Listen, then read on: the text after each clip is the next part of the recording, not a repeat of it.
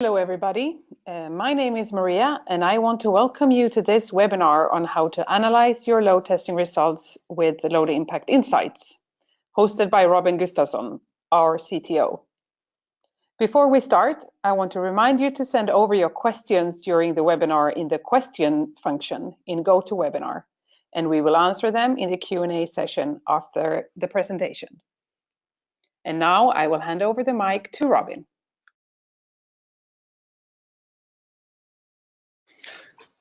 Thanks, Maria. Hi, everyone. I'm Robin, CTO here at Load Impact, and I will be presenting and demoing here today. As Maria said, I'm going to talk about Load Impact Insights, our result analysis product for K6-based tests. It's part of our next major version of the Load Impact cloud service. And Insights is currently in an open beta while we improve stability, performance, and UX to get it to a level of quality that we are happy with. And I will start by going through some slides, looking at the differences in terms of possibilities between our current Lua-based product and the new K6-based product that Insights is part of. And then I will go into a demo and show how K6 and Insights fit and work together.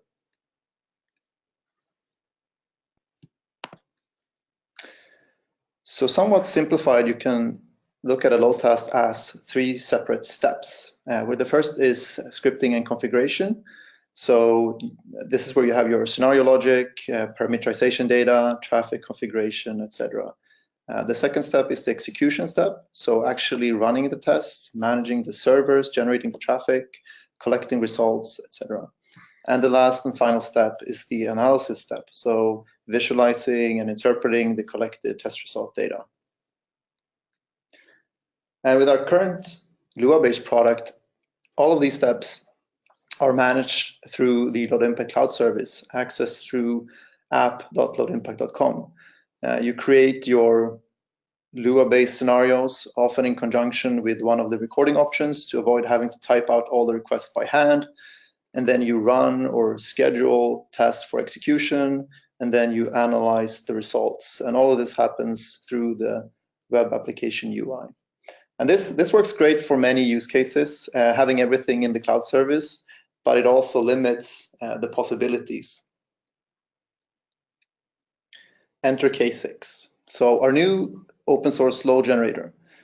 And with K6, we plan to support 3 different execution modes. The first one being local execution, which means that traffic is generated locally from one machine, and the results can be stored locally in an InfluxDB database or in the cloud.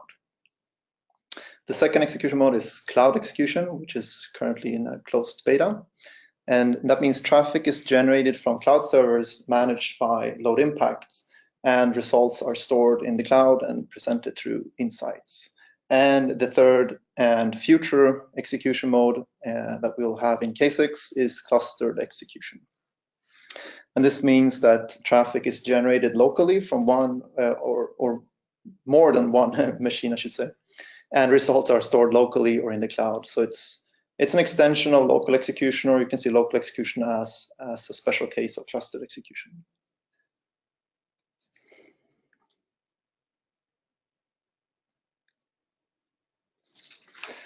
And having these 3 execution modes increases the number of use cases that we can serve across the different application delivery cycles. So all of a sudden we can serve, for example, developers running tests on their local machines, companies that needs to run tests behind the firewall, or that need to embed the load testing tool inside of a CI environment.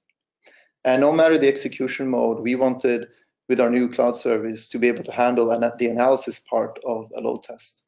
And that's where Insights makes an entrance. So what is Insights? Well, Insights can collect, store, and visualize test result data from all the three K6 execution modes. And as I said, with this setup, we can offer much greater flexibility, as you can now run tests from an on-prem environment or behind a firewall, from a CI server, or by using the cloud servers managed by Load Impact, which is an equivalent experience that we offer today with the Lua-based product. with all the results collected, stored, and analyzed through Insights. And you also gain a greater control of your scripts as they live outside of the Load Impact Cloud service, so you can store them in version control along with your other code.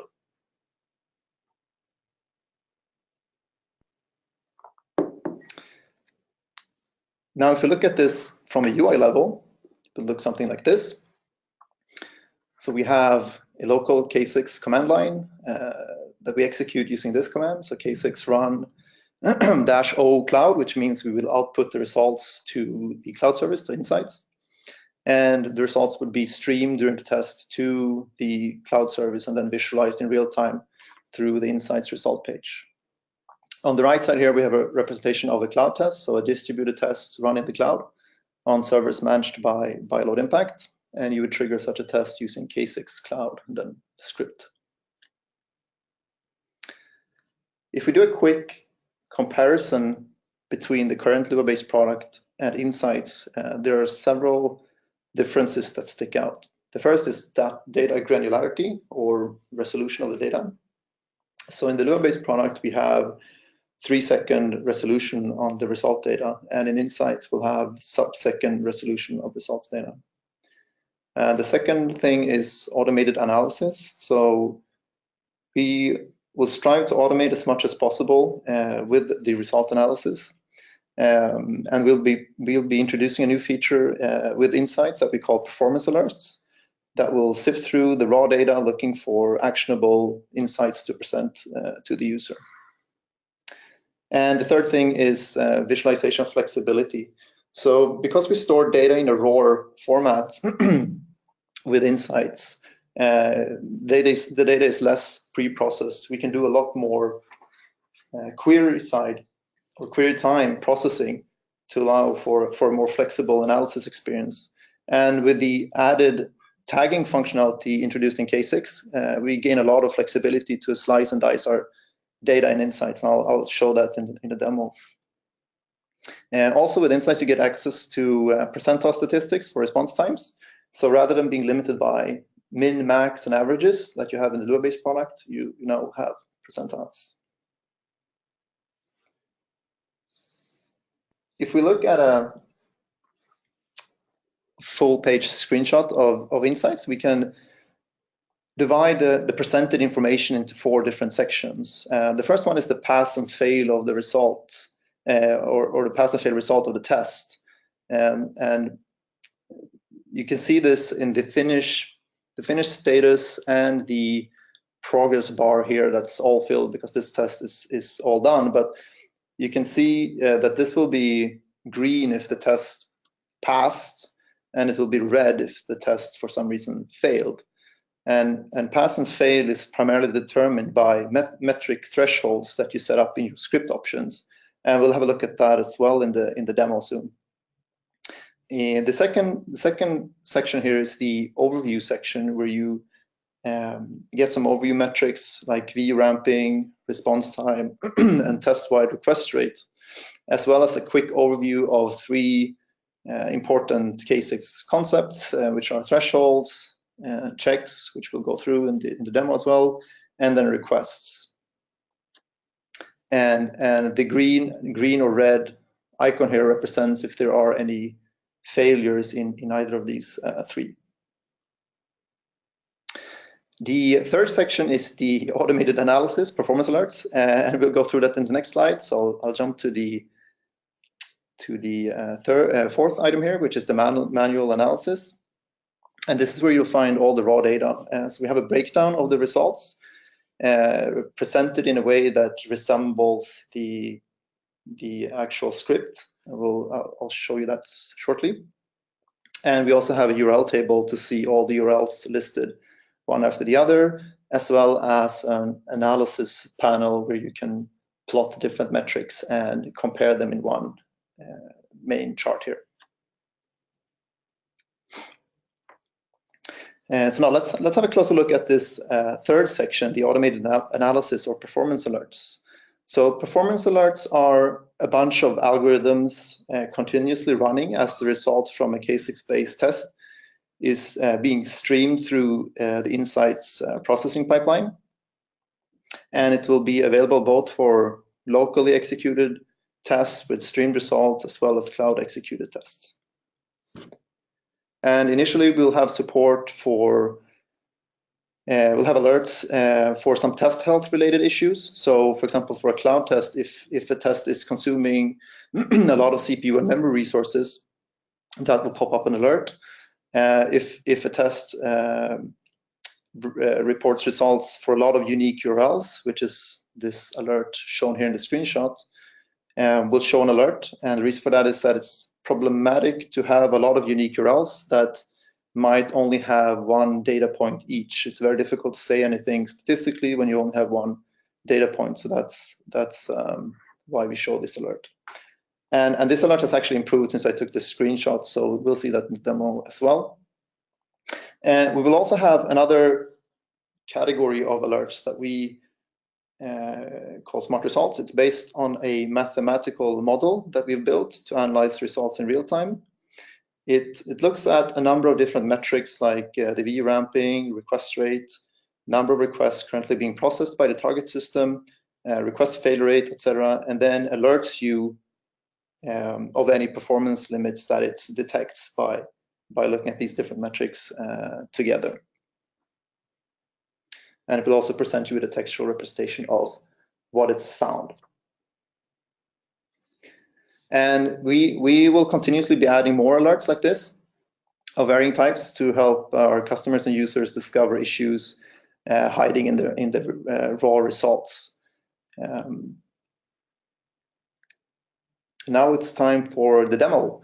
So in this demo, we'll run two tests. The first without triggering a performance alert, and the second one triggering a performance alert. And we'll start by looking at the demo script that we'll be using, and then we'll run these two different tests to see what Insights looks like.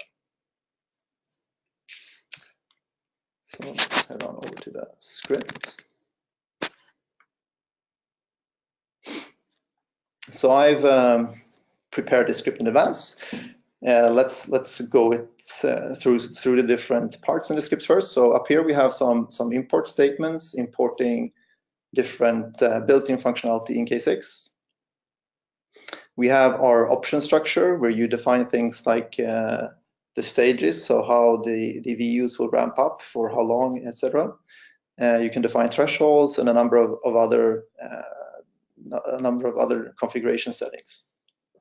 So this is where you define your thresholds. You specify what metric you want to set the threshold for, and then you can set one or more thresholds by specifying what statistic to look at and the actual threshold value. So in this first one here, we are looking at the request duration metric, so the response times, and we're saying that we want the 95th percentile to be below 500 milliseconds.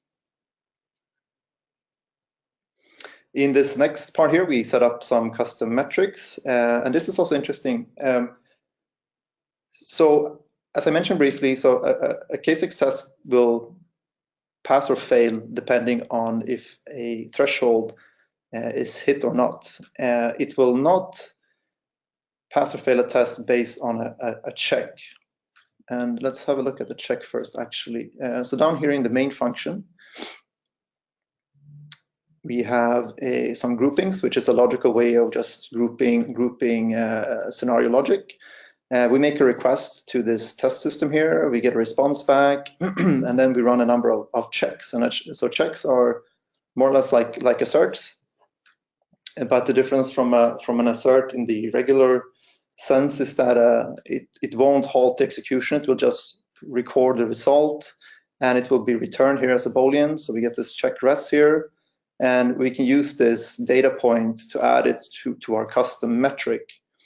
And the reason for doing so is because then we can set up thresholds that looks at the failure rate of checks. So in a load test, you probably don't want to fail a test just because one check failed. But you might want to fail a test if, for example, say, I've set up here, it says 0.3, which means if it stays below 30%, it's fine. But if it goes above, then it's considered too many failures, so it would fail the test. But as I said, you need to set up thresholds to pass and fail a K6 test, so it won't fail on checks alone. So that's why you can use a custom metric like this to fail on checks as well.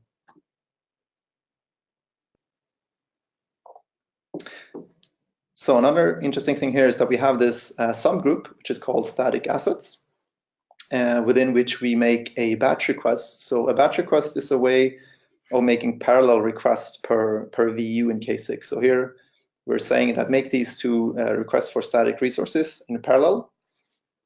And we've also added tags to these URLs. So we add a tag called static asset, and we set it to yes for both of these URLs. And if we go back up to the thresholds, we can see that we've set up a threshold that looks at the response time, but here we've filtered it. So we're saying that this threshold should only act on response times from requests that have been tagged with static asset and a value of yes. So we're basically saying that for static assets, we would like that the 95th percentile stays below 100 milliseconds. So that's one way you can use tags. And if we go down here, we have another group called login, where we make a login post request here. So we send in some data, a JSON object that will be formatted as form URL encoded data when sent in the post request. And we have some checks as well to check for the response status code and looking for a string in the response body. An interesting thing here is when we add the result of the check here to our custom metric, we also add a tag with a name page and a value login. So besides adding tags to request statements, you can also add tags to custom metrics and specific data points in custom metrics, and to groups as well. So in this script, we have tags on some requests and on data points for this custom metric added within this group here. All right, so let's head over to the command line and let's do like this.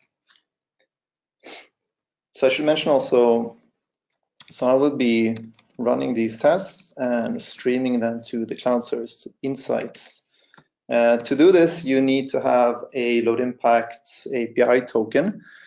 I've set it up so it's already set in environment variables here on my machine. So you can either do that or you can use the K6 login command, K6 login cloud, and K6 will prompt you for your Load Impact email address and password, and it will then download the API token for you.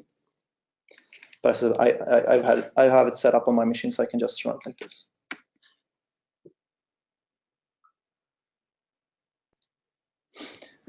So now we can see that the output is being sent to the cloud, and we get this URL here. I'll copy that and head on back to the browser. Paste it in.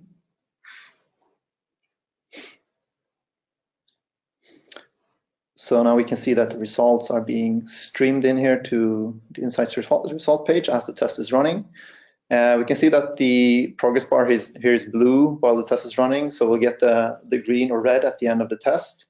And here in the overview section, we get our ramping, that's the gray graph, and we have the request rate here, the purple one, and then response time as the blue graph. We can see that the threshold is also currently blue, which means it's evaluating. We'll get the result at the end of the test. We can see that for our checks, we have in total 7 checks. 6 of them are passing, but we have 1 failing, which is why this is red. We can see that we are making requests to 5 different URLs, but they're all so far reporting successful status code. So this is green.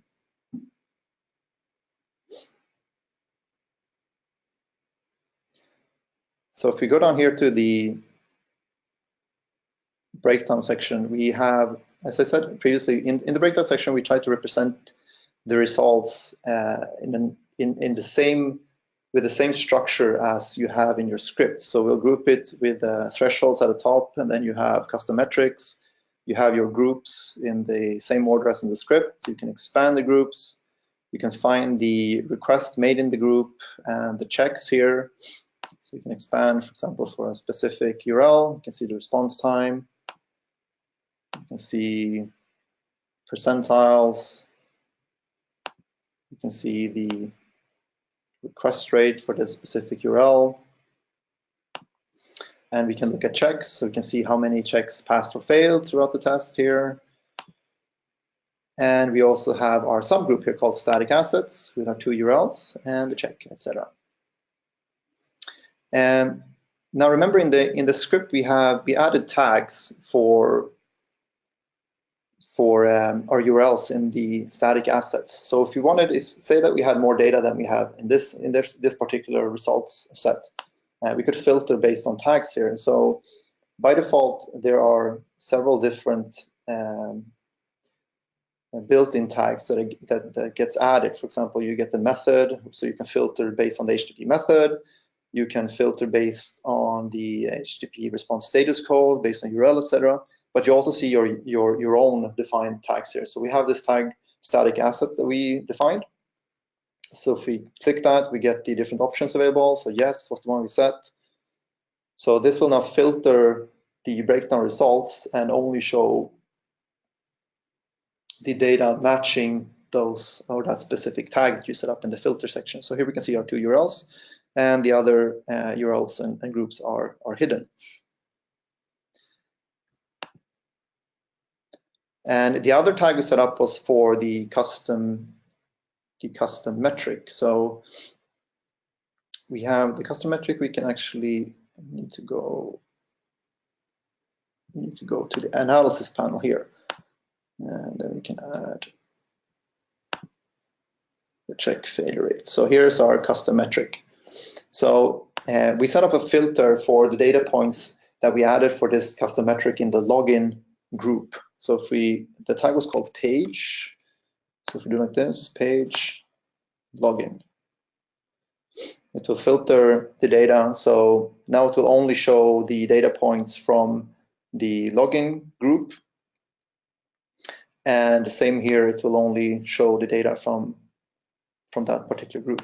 So tags is a very powerful way of attaching meaning to specific URLs or specific data points for custom metrics or groups that you then can use here in Insights to analyze the results. So you can basically group things like, say you have requests against a CDN, you can group those with a tag of CDN, and if you're running a cloud executor test, for example, where you're running from several different geographic regions, you can filter down on specific regions and things like that. So it's a very, very powerful concept. And now let's go back to the script and make a few modifications. So we want to trigger the performance alert that I showed you in the slides. So we're going to create a random variable here, and we're going to add it as a query parameter, TS for timestamp or random, whatever, like this. And then we go back to the command line, and we're going to run this test again.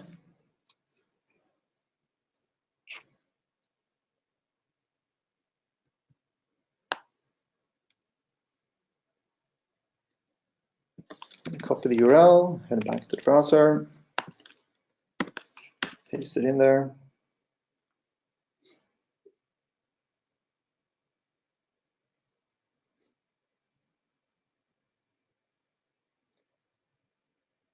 So now we're just going to have to wait until the test has run through and generated enough unique URL results here. So basically what I did was I added a random variable to the first URL, which will create a ton of unique URLs from the perspective of Insights. And as I mentioned, that can be very problematic when running a load test because it creates a lot of URLs with one or potentially very few data points, which is not very valuable, as it's very difficult to say anything statistically about results like that. So that's why we want to warn when we encounter that scenario. and instead suggest a solution. So you can see that the URLs are ticking up here.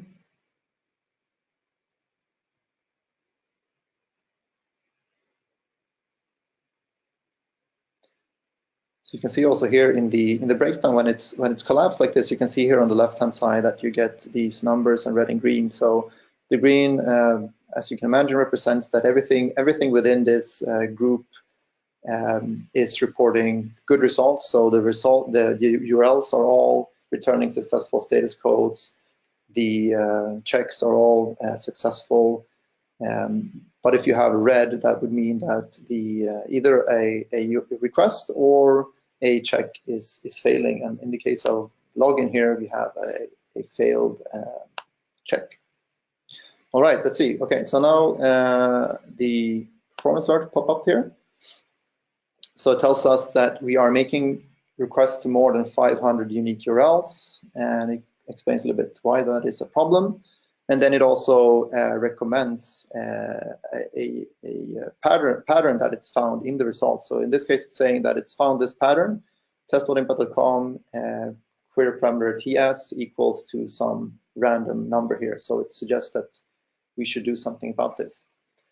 And as it mentions here in the last sentence here, so we suggest you use the URL grouping feature of K6. So that's a feature available in K6. So if we go back to the script here. In K6, if you add a tag to a request statement called name, it will use that to group all the data points from requests made by this request statement here. So even though we have this random variable which are going to create a lot of dynamic URLs, if we have a name, and we can call it something like front page, or maybe we want to set the URL here like this, whatever we want, but we can use a specify name here that we want everything to be grouped under. So instead of getting a result page with, in this case, 604 unique URLs, but more or less useless because it's just one data point per URL, this would instruct K6 to group all of these together instead of present them as one.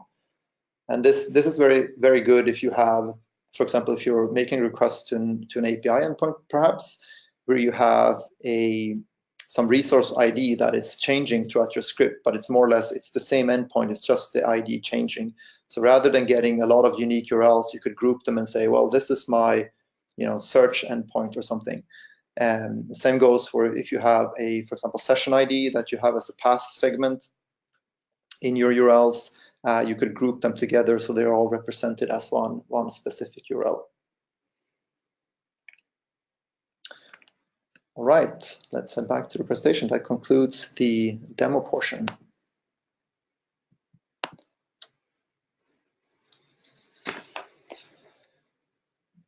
So in the last webinar, we looked at how to integrate load testing into a Jenkins automation pipeline. And now that we've looked at insights for result analysis, let's again have a quick look at the 3 steps to get up and running with automated testing. So the first thing that you need to do is establish a baseline. So you do that by running small tests with traffic levels that you know that the target system can handle correctly. And once you have a baseline, you use the results from the baseline to set your goals, which in K6 are referred to as thresholds, so the metric thresholds, or SLAs, if you will. And then as a third step, you integrate your test into a CI tool of choice. I mean, we looked at Jenkins last time, but there are a bunch of different CI tools. And then you can set up notifications, and you can either use the CI tools built into, or the notification support built into your CI tool, or you can use the integrations that Load Impact has with Slack, HipChat, or webhooks to get notifications. And we can just very, very quickly look at how that looks like. So if I open up my Slack here, we can see we've gotten some notifications for the test runs I've been running here in the demo. So that's what they look like.